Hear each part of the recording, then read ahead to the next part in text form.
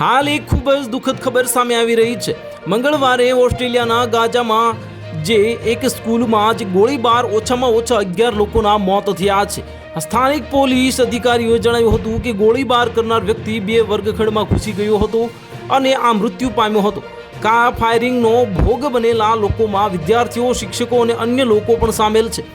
પોલીસે જણાવ્યું હતું કે સ્કૂલમાં ગોળીબારની ઘટના બાદ સુરક્ષા કડક કરવામાં આવી છે અને તમામ પાસોની જે તપાસ કરવામાં આવી રહી છે। શંકાસ્પદ હુમલાખોર એક વિદ્યાર્થી હોવાનું કહેવાયું છે, જેણે ગોળીબાર બાદ આત્મહત્યા પણ કરી હતી। તેનો મૃતદેહ સ્કૂલના બાથરૂમમાંથી મળી આવ્યો હતો અને ઓસ્ટ્રેલિયન ગૃહ મંત્રાલયે આ ઘટના પર દુઃખ વ્યક્ત કર્યું છે અને કહ્યું છે કે ગ્રેડ્સમાં જે ફેડરલ અપર સેકન્ડરી સ્કૂલમાં થયેલા હુમલામાં ઘણા લોકો માર્યા ગયા છે અને હાલમાં પોલીસ આ કેસમાં કાર્યવાહી કરી રહી છે।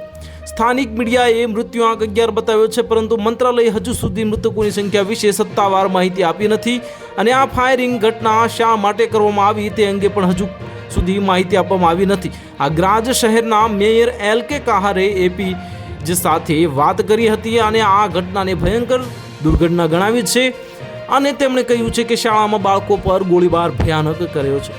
તેમણે પુષ્ટિ આપી છે કે શાળાના પરિસરમાંથી મળેલા મૃતદેહોમાં ગોળીબાર કરનારા વ્યક્તિ પણ સામેલ છે। તેમણે કહ્યું છે કે સવારે 10 વાગે આ ઘટનાની જાણ થયા પછી પોલીસે ચાર્જ સંભાળ્યો અને લગભગ 1 કલાકમાં શાળા ખાલી કરાવી અને બધાને સુરક્ષિત રીતે બહાર કાઢ્યા।